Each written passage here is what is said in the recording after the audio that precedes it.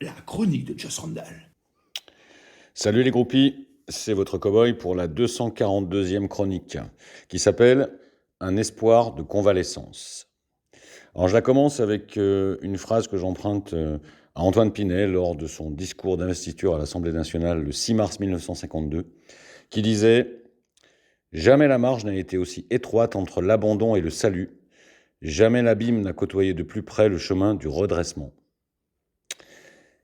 Alors vous vous souvenez peut-être que votre cow-boy était sorti du stade le week-end dernier, enchanté par ce qu'il avait vu contre Annecy. Un match plein, un match intense, marqué par d'évidentes velléités offensives.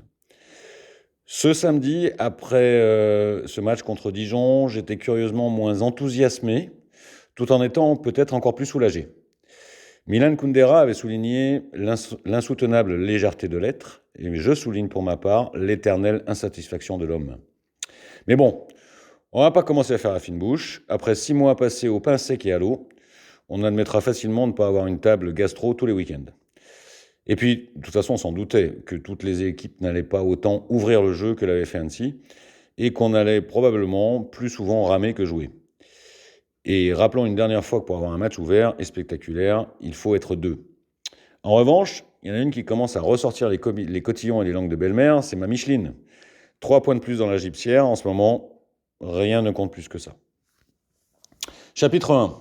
Moins beau, plus efficace, ça marche aussi. Nous retiendrons donc que face à une équipe très fermée, en bloc bas, comme Florentin ou Paul, Florentin bloc bas, plutôt bien organisé défensivement et inversement proportionnellement nul offensivement, nos Verts ont fait le job. Clinique. Car c'est probablement enfoncer une porte ouverte que de rappeler que contre ce genre d'équipe-là, le plus important est de marquer le premier but, car après elles reviennent rarement, et si possible le marquer vite pour éviter de flipper. Donc le contrat, dans ce sens, a été parfaitement rempli, avec ce rapide et nouveau but sublime dans sa construction du duo Charbonnier-Clyde Crasso-Boucaud. Et à partir de là, moi, je ne nous ai jamais réellement senti en danger, même si j'ai, comme tout le monde, déploré qu'on ait un peu arrêté de jouer après le premier but. Peut-être que les joueurs, comme moi, sentaient qu'ils avaient fait le plus dur. Ce match fut toutefois une confirmation que le nouveau système expérimenté avec succès contre Annecy par C'est mon fils, ma batlesse, ne fonctionnera pas toujours aussi bien contre toutes les équipes.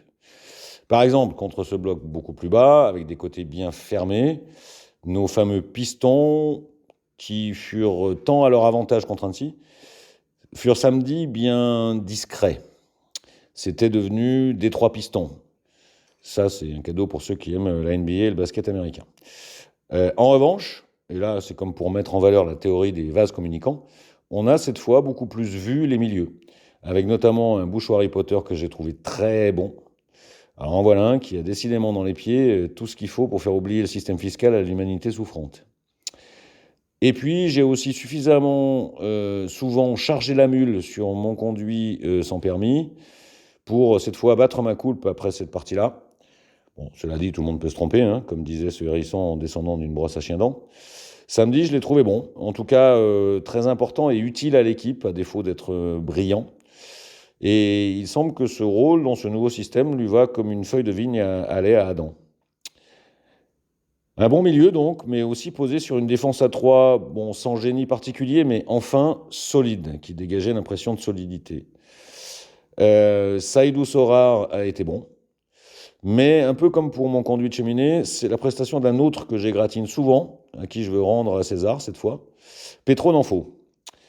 Bon match. Ah, c'est sûr que dans l'élégance footballistique, il a souvent des manières à côté desquelles celle d'Attila n'était que marivaudage de salon. Attila, délicieuse personne qui, bien que décédée à 21 ans, était très appréciée par les uns et détestée par les autres. Mais cette fois, il n'a pas commis d'erreur, propre et tranchant défensivement, engagé. Bref, les bonnes qualités Ligue 2 BKT, quoi. Chapitre 2, la compta de ma Micheline. Alors, par-delà la manière, il y en a une qui respire de mieux en mieux. C'est ma Micheline de la compta. Depuis 15 jours, et bien qu'elle s'en défende, un sourire de miraculée lourdaise en oublie son visage. C'est que dites, oh, ça commençait à sentir le roussi quand même. Donc, autant vous dire que la Micheline Le 3-5-2, le 5-3-2, le 4-3-3, le 4-4-2, la manière, les enseignements philosophico-tactiques de psychologues de comptoir comme moi, elle en a proprement rien à carrer, la Micheline. Elle s'en moque comme de sa première chaude pelisse. Les 3 nouveaux points de samedi, on aurait pu les prendre sur un but marqué avec le boule de Crasso-Boucau hors jeu de 5 mètres à la 96e. Après ne pas avoir vu un ballon tout le match, elle aurait exulté pareil, la Micheline. Alors évidemment, on lui pardonne, elle n'y connaît rien au foot. Comme mon Oulz, Jérémy Magique, que j'adore, et puis c'est Monsieur le Président désormais, un peu de respect. Il a même sorti la redingote samedi. Mais surtout, force est de constater que, comme souvent, au-delà d'un aspect souvent trop passionnel de la vie, ce sont les femmes qui ont raison la plupart du temps. En ce moment, tout ce qui compte pour les Verts, c'est d'engranger des points pour se sortir le cul des ronces, aussi vite que possible. Et redevenir serein, comme les petits oiseaux, et enfin pouvoir passer des semaines entre 2 matchs en ayant les nerfs moins tendus que le tamis d'une raquette de tennis au premier jeu d'un match.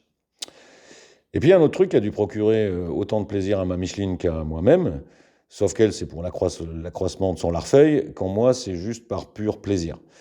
C'est de voir un chaudron qui se remplit petit à petit, à nouveau, 21 000 personnes, et qui chante et qui fait du bruit, qui communie, qui célèbre, avec autant de discrétion qu'un chœur de vierge dans une tragédie grecque.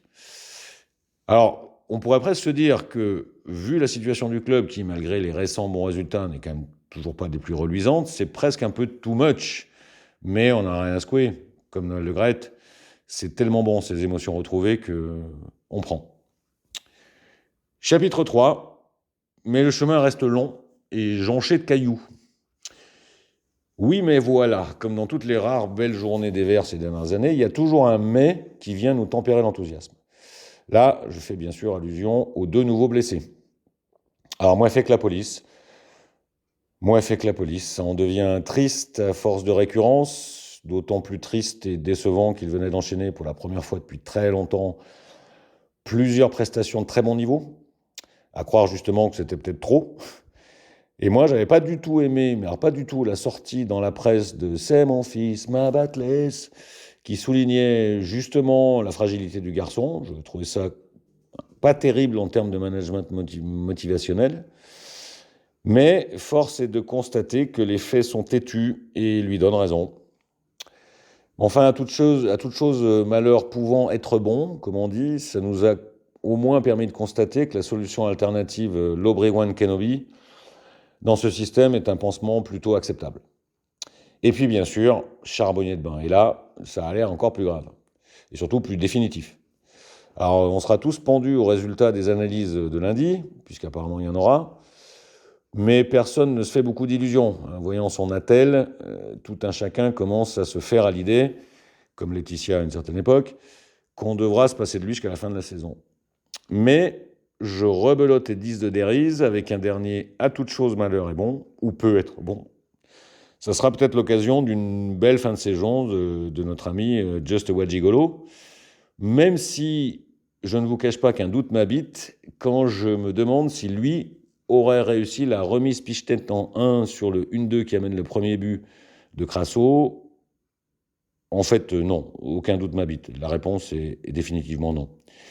Mais voilà, parfois on doit bien s'accrocher à ce qui vous tombe sous le désespoir. En conclusion, avec ces nouveaux blessés qui vont permettre aux médecins du club, je pense, avec un A, donc je suis, de justifier leur salaire, on s'aperçoit que la vigilance reste de mise et que le chemin sera encore long et semé d'embûches. Il va notamment falloir trouver des solutions de remplacement efficaces aux 2 blessés dont on vient de parler, ou aux autres suspendus, genre Mathieu Cafarouche et son récent carton jaune con comme un moulin à vent. Décidément avoir des charançons dans le plafonnier pour faire ça à ce moment-là crucial de la saison. Pourtant, la série doit continuer. À Nîmes, déjà, puis contre Pau à la Piole, histoire de boucler positivement cette série contre les adversaires directs pour le maintien, dont je rappelle une nouvelle fois qu'un bon maintien vaut mieux que 2 montées tu l'auras.